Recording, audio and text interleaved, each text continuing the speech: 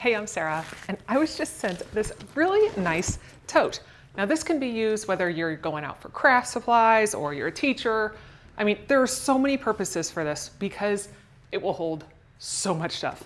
I've actually got it set up with a bunch of different art things, and it does come in a variety of different colors, but the pockets and zippers, everything is just done so well. So let's kind of go through this. The top, you actually have a reinforced kind of faux leather on the top here to be able to hold on to it, which is really nice. And look at that huge opening.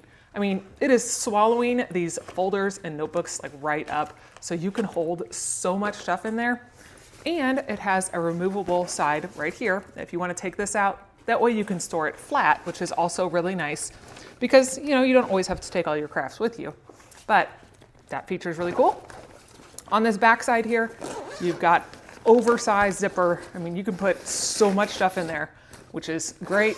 Zipper works really nice. On both sides, you have a little elastic area. So, I mean, you could even put your water bottle in there. I threw some pencils in. But then in the front, you have these nice 3 deep pockets. So you can put all your supplies, whether you're painting, you're coloring. I mean, it just all slides right in there.